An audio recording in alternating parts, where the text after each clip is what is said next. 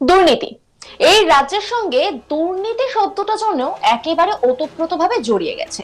একের পর এক দুর্নীতির খবর বিভিন্ন সময় সামনে এসেছে। কখনো শিক্ষা, কখনো স্বাস্থ্য, কখনো পুর নিয়োগ, কখনো চাকরি দুর্নীতি থেকে শুরু করে একের পর এক দুর্নীতি। এখন তো আবার আবাস যোজনার দুর্নীতি এবং ট্যাব দুর্নীতি দুই নিয়েই একেবারে আলোচনা চলছে চরমে। আবাস যোজনার নামে একের পর এক দুর্নীতি, কখনো আবাসের ঘর প্রাপকদের নামের জায়গায় অন্য নাম, আবার কখনো ঘর পাইয়ে দেওয়ার নাম করে টাকা চাওয়া। আবার দেখা যায় মাঝে মাঝে কারোর হয়তো অট্টালিকা রয়েছে, তারপরেও তার নাম রয়েছে সেই তালিকায়। আবাস যোজনার নামে ফের প্রতারণার ফাঁদ। আগে সাধারণ মানুষ এই ফাঁদে পড়লেও এবার পঞ্চায়েতের প্রাক্তন প্রধানকে ফোন, ঘর পাইয়ে দেওয়ার নাম করে বিডিও অফিসের আধিকারিক পরিচয় দিয়ে টাকা চাওয়ার অভিযোগ সামনে এসেছে। আর এই ঘটনায় প্রশাসনের ধারস্থ খোদ প্রাক্তন প্রধান। নদিয়ার শান্তিপুর ব্লকের ফুলিয়া টাউনশিপ গ্রাম পঞ্চায়েতের ঘটনা। অভিযোগ, ফুলিয়া টাউনশিপ গ্রাম পঞ্চায়েতের প্রাক্তন প্রধান স্বপন সান্যালকে আবাস যোজনার ঘর পাইয়ে দেওয়ার নাম করে টাকা যাওয়ার অভিযোগ এক অজ্ঞাত পরিচয় যুবকের বিরুদ্ধে। যদিও এই একই ঘটনা ফুলিয়া সংলগ্ন শান্তিপুর ব্লকের নবলা গ্রাম পঞ্চায়েতের পোলতা গ্রামে কিছুদিন আগে ঘটেছিল। সেখানে একাধিক পরিবার সেই জালিয়াতির ফাঁদে পড়ে খুইয়েছে টাকা। এরপর সাইবার ক্রাইম দপ্তরে এবং শান্তিপুর থানায় লিখিত অভিযোগ ও দায়ের করা হয়েছিল। তবে প্রশাসন এই বিষয়ে এখনো সেভাবে তৎপর না হওয়ার কারণে ফের এবার প্রতারণার ফাঁদে পড়তে হলো। আবার সেই প্রতারণা মাথা চাড়া দিয়ে উঠছে। তবে এইবার পঞ্চায়েত প্রধান প্রাক্তন প্রধানকে ফোন করে টাকা চাওয়ার অভিযোগ সামনে এসেছে। এই বিষয়ে ফুলিয়া টাউনশিপ গ্রাম পঞ্চায়েতের প্রাক্তন প্রধান স্বপন সান্যাল জানান, গতকাল দুপুর 12টা থেকে 12:30 নাগাদ তার কাছে ফোন আসে শান্তিপুরের জয়েন্ট বিডিও আশিস বিদ্যার্থীর নামে। পরবর্তীতে তাকে ফোন করে বলা হয় তার অনলাইন পেমেন্টের মোবাইলের নম্বর দিতে এবং 4000 টাকা ডিপোজিট করতে, সঙ্গে ওটিপিও চাওয়া হয়। ঘটনায় স্বপন বাবুর অনলাইন পেমেন্টের নম্বর না থাকায় তার বৌমাকে ওই বিষয়ে কথা বলতে বলে। এরপর মোবাইলে ধাপে ধাপে টাকা পাঠানোর কথা জানানো হয়, কিন্তু স্বপন বাবু জানাচ্ছেন তিনি আবাস যোজনার জন্য কোন রকম ঘরের আবেদনই করেননি। তারপরেও কিভাবে তার নম্বরে ফোন গেল তা সত্যিই তার অজানা। যদিও গোটা ঘটনাটি প্রশাসনের কাছে জানিয়েছেন স্বপন বাবু এবং লিখিত অভিযোগও দায়ের করেছেন প্রাক্তন প্রধান স্বপন সান্যাল। তিনি কি বলছেন শোনাব আপনাদের। কাল হচ্ছে বেলা 12:40 12:45 হচ্ছে একটা ফোন আসে যে ফুলিয়া বিডিও অফিস থেকে বলছি, জয়েন্ট বিডিও আশিস বিদ্যার্থী, আপনাদের আবাসনের টাকা ঢুকবে, আপনারা বলুন। এবার আছে, আমার তো নেই।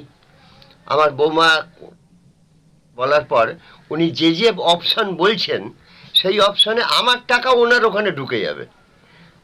তখন বললাম যে এইভাবে কেন হবে? তখন বললো আপনাকে 4000 টাকা দিতে হবে, না হলে এই টাকা ঢুকবে না, 60,000 টাকা এখনই ঢুকে যাবে। ঠিক আছে, আমি তখন বললাম আপনি কোথা থেকে বলছেন? বলে আমি বিডিও অফিস থেকে বলছি, জয়েন্ট বিডিও, আপনি নিশ্চিন্ত মনে টাকাটা দিন। ঠিক আছে, তা আমি আমার নিজের পরিচয় আহামরি কিছু দিচ্ছি না, একটা সাধারণ গ্রাহক হিসাবে যদি আজকে পশ্চিমবঙ্গের এই অবস্থা হয় যে আবাসন প্রকল্প নিয়ে এরকম চিনিমিনি খেলা হয় বা যে কোনো সরকারি প্রকল্প নিয়ে, তাহলে সাধারণ অন্য জনগণের কাছে কি হচ্ছে? এই অপদার্থ সরকার হচ্ছে সাধারণ মানুষকে যেভাবে হ্যারেস করছে বিভিন্নভাবে, এই বিরাট চক্রান্তের জন্য আমি প্রথমে বিডিও অফিসে যাই। বিডিও অফিসে গিয়ে সহকারী সভাপতি চঞ্চল চক্রবর্তীর সঙ্গে আমাদের একটা ছিল, প্রোগ্রাম ছিল, ডক্টর সুকান্ত মজুমদারকে অ্যারেস্ট করা নিয়ে আমরা অবরোধ করি। সেখানে বড়বাবুর সঙ্গে আমার কথা হয়, বড়বাবুকে আমি সেগুলো দেখাই, আমার হচ্ছে যে হোয়াটসঅ্যাপে এসছে তার ছবি দেখায়। বড়বাবু তখনও আমাকে বলে আপনি থানায় একটা কমপ্লেন করুন। আমি ফুলিয়া ফাঁড়ি যে ইনচার্জ তার সঙ্গেও কথা বলি এবং সকালবেলায় আমি যাই, গিয়ে কোনো কারণে হয়তো ওনারা কেউ নেই, দরজা বন্ধ, আমি চলে এসেছি রানাঘাটে, আমার একটা আদালতে বিশেষ কাজ আছে, আমি ফিরে এসে কমপ্লেনটা করব। আমার কমপ্লেন লেখা কমপ্লিট হয়ে গেছে, আমি এর সুস্পষ্ট তদন্ত চাই। অপরদিকে অভিযুক্ত জয়েন্ট বিডিও আশিস বিদ্যার্থকে ফোনে যোগাযোগ করা হলে তিনি জানান কোন রকম ভাবে ঘরের জন্য টাকা চাওয়া হয় না, তবে যে ঘটনা ঘটেছে সেটা তিনি দেখছে। তবে স্বপনবাবুর অভিযোগ, যদি এইভাবে সাধারণ মানুষের সঙ্গে জালিয়াতি করা হয় তাহলে কিভাবে মানুষ বাঁচবে। তার সঙ্গে তিনি বর্তমান সরকারকেও কটাক্ষ করেছেন। এই নিয়ে একটা রিপোর্ট তুলে ধরেছেন আমার কলিগ, দেখাবো আপনাদের। করোনার ফাঁদে আগে সাধারণ মানুষ হলো, এবার পঞ্চায়েতের প্রাক্তন প্রধানকে ফোনে ঘর দেওয়ার নাম করে বিডিও অফিসে আধিকারিক পরিচয় দিয়ে টাকা চাওয়ার অভিযোগ। ঘটনা প্রশাসনে দ্বারস্থ প্রাক্তন প্রধান। ঘটনাটি ঘটেছে নদিয়া ব্লকের ফুলিয়া টাউনশিপ গ্রামে পঞ্চায়েত এর অভিযোগ। ফুলিয়া টাউনশিপ গ্রাম পঞ্চায়েতের প্রাক্তন প্রধান স্বপন সান্যালকে আবাস যোজনার ঘর পাইয়ে দেওয়ার নাম করে টাকা চাওয়ার অভিযোগে অজ্ঞাত পরিচয় যুবকের বিরুদ্ধে। এমনই ঘটনা ঘটেছিল কিছুদিন আগে ফুলিয়া সংলগ্ন শান্তিপুর ব্লকের নবলা গ্রাম পঞ্চায়েতে পোলতা গ্রামে। সেখানে অনেক পরিবার সেই জালিয়াতির ফাঁদে পড়ে টাকা খুইয়েছে। এরপরই সাইবার ক্রাইম দপ্তরে শান্তিপুর থানায় লিখিত অভিযোগ দায়ের করা হয়েছিল। তবে আবার প্রতারণার ফাঁদ আবার মাথাচাড়া দিয়ে উঠেছে। ফুলিয়া টাউনশিপের গ্রাম পঞ্চায়েতের প্রাক্তন প্রধান স্বপন সান্যালের ফোন আসে শান্তিপুর বিডিও আশিস বিদ্যার্থীর নামে। পরবর্তী তাকে ফোন করে বলা হয় তার মোবাইলে আর দিতে এবং 4,000 টাকা ডিপোজিট করতে। সান্যালের বৌমাকে বলে নাম্বার দিতে। এরপরই হয় বিপত্তি। মোবাইলে ধাপে ধাপে টাকা পাঠানোর কথা জানানো হলো। স্বপনবাবু বলেন তিনি ঘরের আবেদন করেননি, কিভাবে তার নম্বরে ফোন গেল তা সত্যি অজানা। তিনি লিখিত অভিযোগ দায়ের করেছেন বিডিও আশিস বিদ্যার্থীর ও বলেন যে কোনোভাবে ঘরের জন্য টাকা চাওয়া হয় না। যে ঘটনা ঘটেছে তা তিনি খতিয়ে দেখছেন।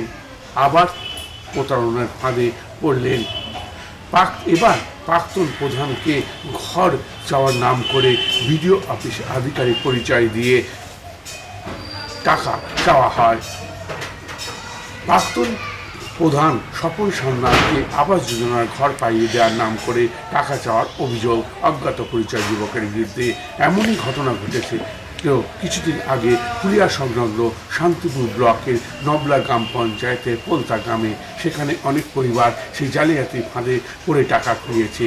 এরপর সাইবার ক্রাইম দপ্তরে শান্তিপুর থানায় লিখিত অভিযোগ দায়ের করার পরও সাইবার ক্রাইমের বিভাগে লিখিতভাবে অভিযোগ দায়েরও হয়েছিল।